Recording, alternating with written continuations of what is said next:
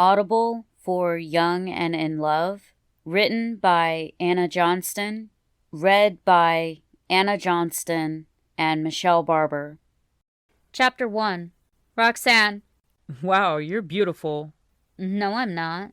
I say you are, and since I'm your best friend, I win. James sticks out his tongue. You're a dork. A dork is better than a prick. He folds his arms. You are my prick. Roxanne sticks out her tongue.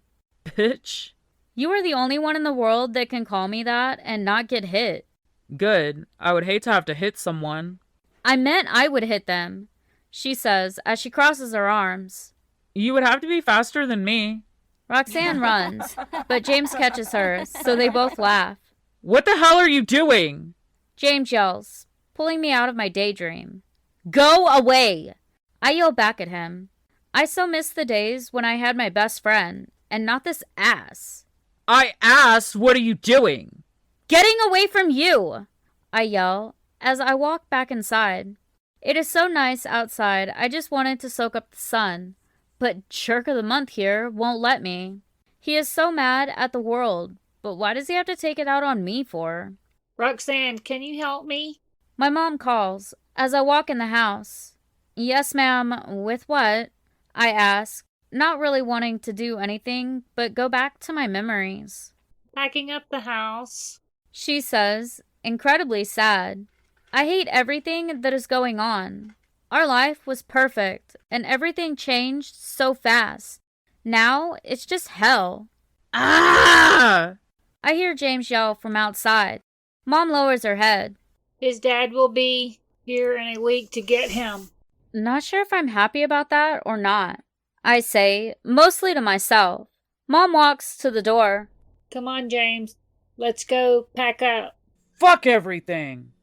Mom doesn't say anything. She just walks back inside and goes to put on her shoes. Come on, sweetie. I guess it's just you and me. I slowly walk next door with my mom. I hate this. So Michael said to get the most important stuff, and he is going to get movers to come in and get the rest put in a storage building. Mom tells me and hands me a box. You know what is the most important out of James's stuff? I can do my own shit! Ah! Me and Mom both jump and scream as James grabs a box, then runs up the stairs. After around an hour of packing, we start to hear banging and glass breaking. So we run upstairs to find James breaking stuff. Will you stop? I yell at him, but he doesn't. Ouch! I yell. Mom turns to me. She knows I didn't get hurt, but before she can say anything, James is standing in front of me, looking at me. What? It made you stop? I say with a smile as he storms off. I hear him say, You're a bitch. I heard that, you prick! I don't fucking care! Mom just looks at me as I shrug and walk back downstairs. It may be stupid, but it made him stop. As Mom walks downstairs, I ask, so what did he break? Not sure I want the answer.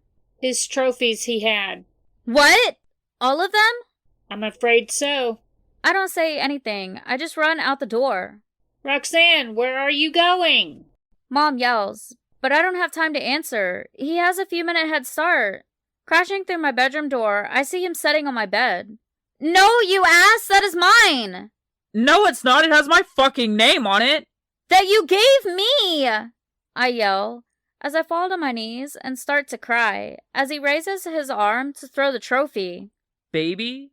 James says, almost in a whisper, but puts the trophy on my bed and walks out. I run to grab it to see that, thank God, he didn't damage it. This was his first trophy he got for playing his guitar in the talent show they had at a fair.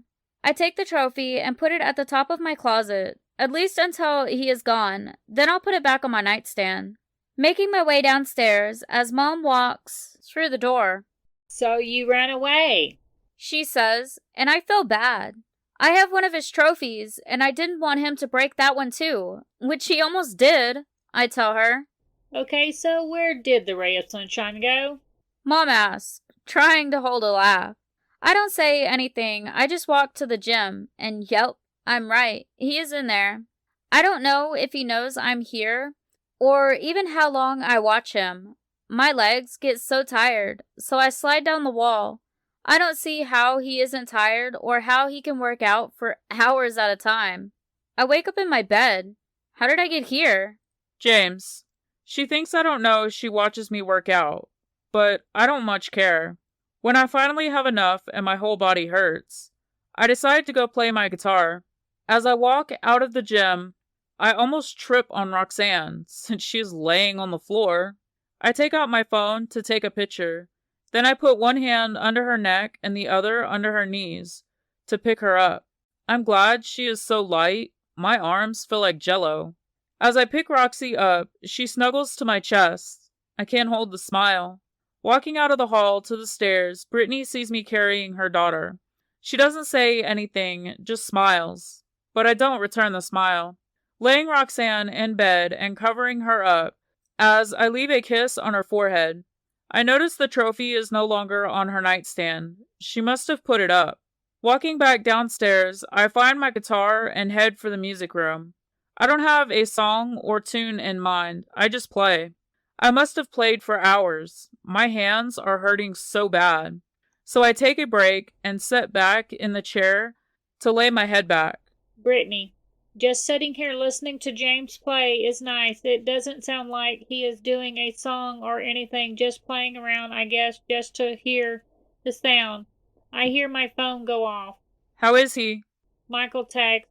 He yells a lot, and he destroyed all of his trophies except the one Roxanne has. I tell him, and I know he will be upset. James worked hard to get those. Frowning emoji. Is all he sends. When are you going to be here? Are you sure he will go with you? I text him. We have one more stop that has 3 shows, then we can fly home for a few days. I noticed the music stopped, so I guess he went to bed. So I text Michael and Jacob. The kids are in bed, so I guess I'm about to head to bed myself. Okay, night. Night, my love. Miss you. I miss my husband so much. It sucks he is on the road all the time. Night, baby. I text Jacob back. I turn back to the TV. I want to finish my movie, then bed. As I get up to go to bed, I see the light still on in the music room, so I go to turn it off. James usually doesn't leave it on, but nowadays there isn't much telling with that kid.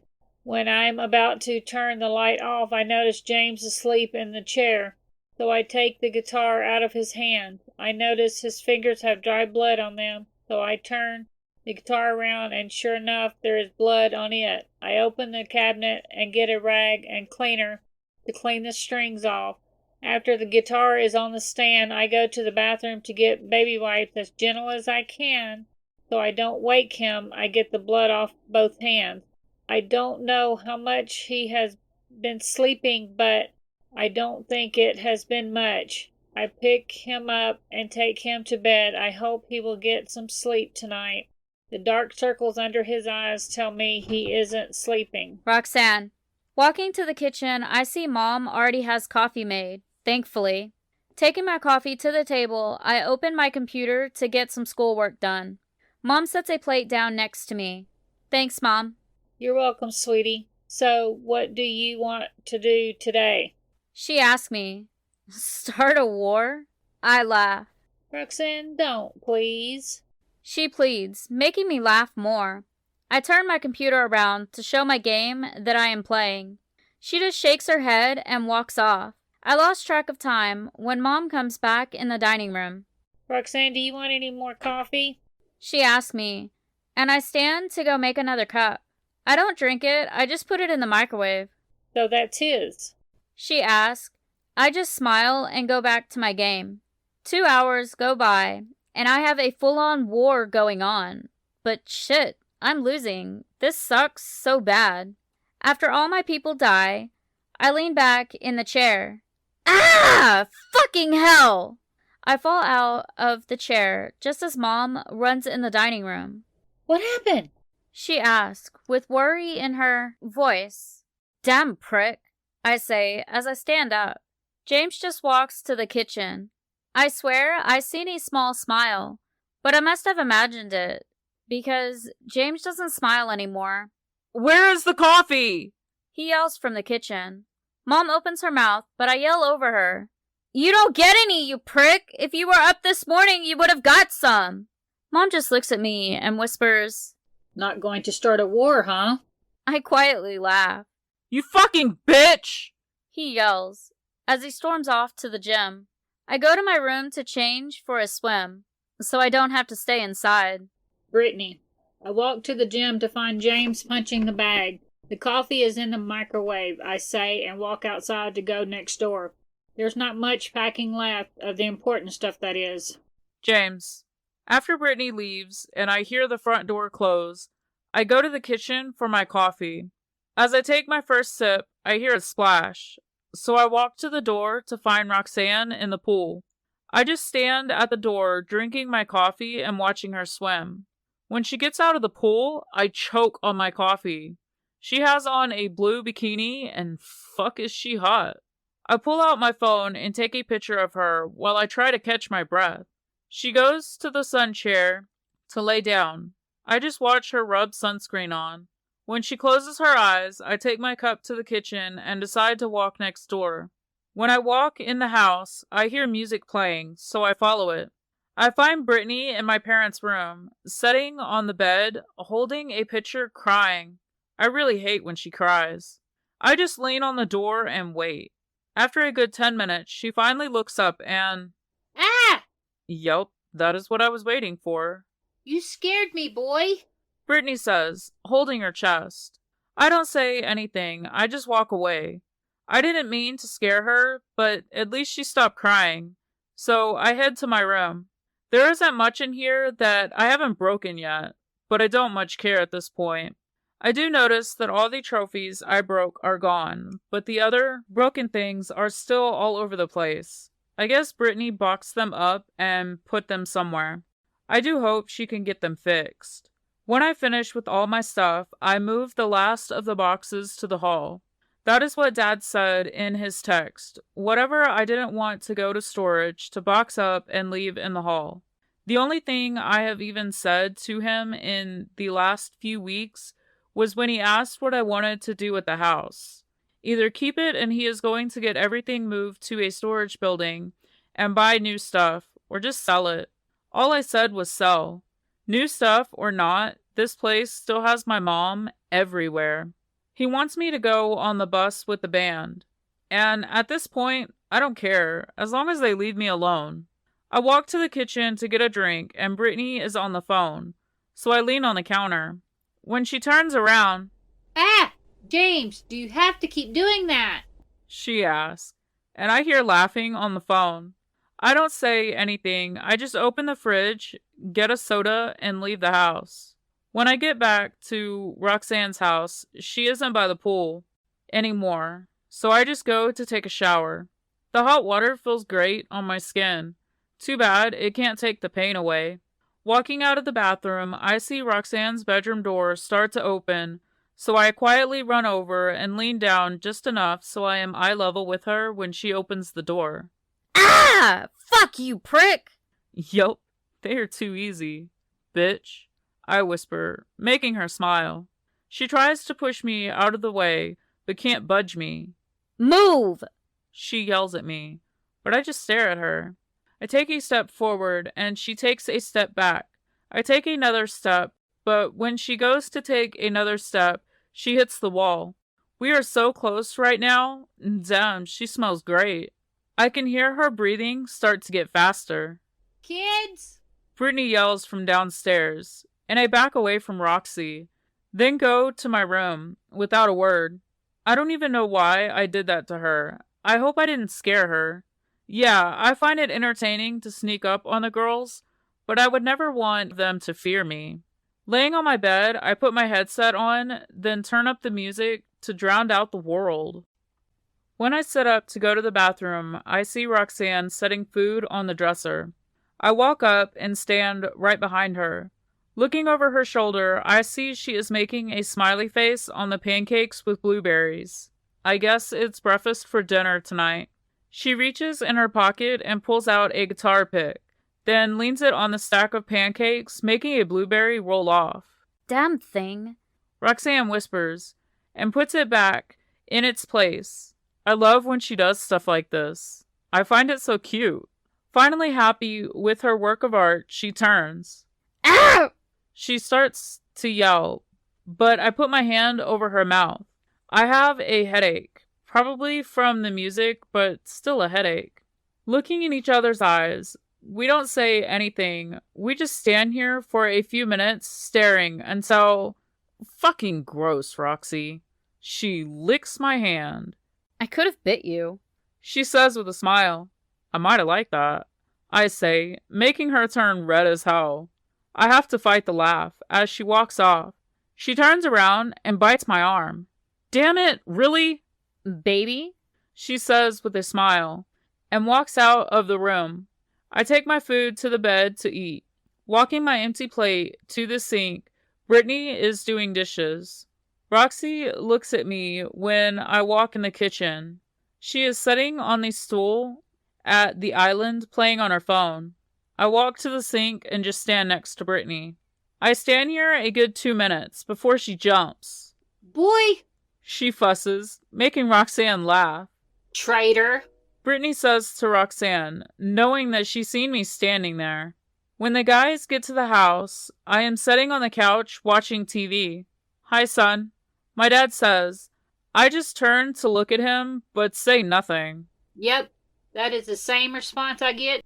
Brittany says, walking into the living room. Do you have your bags ready? Dad asks. And again, I say nothing. Really, you prick? Yes, Michael. His bag is by the door along with his guitar. Roxanne tells him. So what, you don't talk anymore? Jacob asks. Oh, he does, but only to one person. Brittany says, and everyone looks at Roxanne. What? She yells, and walks out of the room. The flight to the concert sucked. I don't want to be here, but with my mom gone, I guess I don't have a choice. When I get on the bus, I go straight for the room and close the door. After the concert, Dad brings food into the room and sets it on the bed. Son, you have to eat, he says. I don't even turn to him.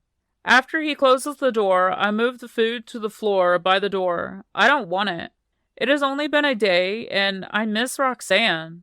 Pulling out my phone, I flip through my pictures until I fall asleep. I wake up by Ryder knocking on the door.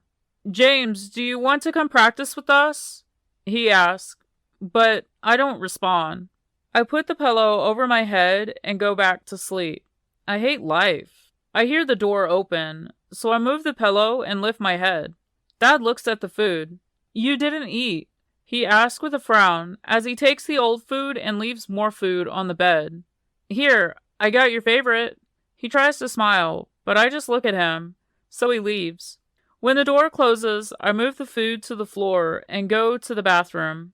Back in the room, I grab the water to drink that, but leave the rest on the floor. Finding my phone, I have a text from Roxanne. How are you doing? Life is hell, but I don't tell her that. After a few minutes, I get another text.